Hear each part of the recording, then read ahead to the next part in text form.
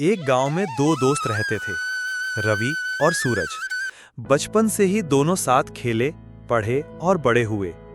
गांव में उनकी दोस्ती की मिसाल दी जाती थी। वे हमेशा कहते, हम अच्छे और बुरे वक्त में हमेशा साथ रहेंगे। एक दिन दोनों ने जंगल घूमने का मन बनाया।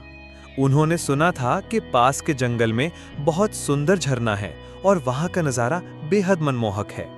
चल सूरज, आज जंगल चलते हैं, कुछ नया देखने और घूमने का मन कर रहा है। ठीक है, लेकिन सुना है वहां जंगली जानवर भी हैं। डरता है क्या? मैं हूं ना। जब दोस्त साथ हो तो डर कैसा? सूरज मुस्कुराया और दोनों चल पड़े जंगल की ओर। जंगल वाकई खूबसूरत था। चारों तरफ ऊंचे ऊंचे पेड़, रंग बिरंगे फूल और पक्षियों की चहचहाहट थी। सूरज हल्की हल्की धूप से छनती रोशनी में पेड़ों की छाया से खेलता रहा, जबकि रवि रास्ते की ओर ध्यान दे रहा था। पर जंगल जितना सुंदर था, उतना ही रहस्यमय और खतरनाक भी। कुछ दूर चलने के बाद अचानक झाड़ियों में कुछ हरकत हुई। रवि, ये क्या आवाज थी? शायद कोई जानवर है। अगले ही पल झाड़ियों से एक भारी भरकम भालू निकलकर सामने आ गया। दोनों दोस्त बुरी तरह डर गए। भालू की आंखें लाल थीं, शरीर भारी, और वो सीधे उनकी ओर बढ़ रहा था। वो भूखा लग रहा था। रवि डर के मारे बिना कुछ सोचे समझे पास के पेड़ पर चढ़ गया। सूरज ने घबराकर चिल्लाया, रवि, मुझे भी ऊपर खींचो। माफ कर भाई, मैं कुछ नहीं कर सकता। सूरज के पास कोई रास्ता नहीं था। वो लड़ भी नहीं सकता था, ना भाग सकता था। अचानक उसे बचपन में सुनी एक बात याद आई। भालू मरे हुए इंसान को नहीं खाता। सूरज तुरंत जमीन पर लेट गया, अपनी सांस रोक ली और मरने का नाटक करने लगा। भालू उसके पास आया, उसे सूंघा, उसके चेहरे के पास अपना थूथन लाया। सूरज की धड़कन तेज थी, लेकिन उसने अपनी पलकें तक नहीं झपकाईं।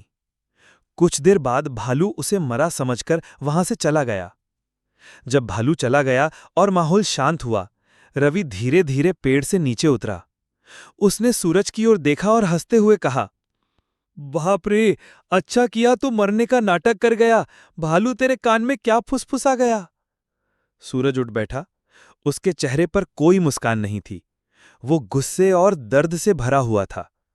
उसने कहा, ऐसे दोस्तों से बचकर रहो जो मुसीबत के वक्त तुम्हें छोड़कर खुद को बचा लें। रवि को एकदम झटका लगा। उसकी हंसी गायब हो गई। उसे अपनी गलती का एहसास हुआ। उसका सिर शर्म से झुक गया। मुझे माफ कर दे सूरज, मैं डर गया था। मैंने सोचा नहीं कि तुझे अकेला छोड़ रहा हूं। डर सबको लगता है, लेकिन दोस्त वही होता है जो डर के बावजूद साथ न छोड़े।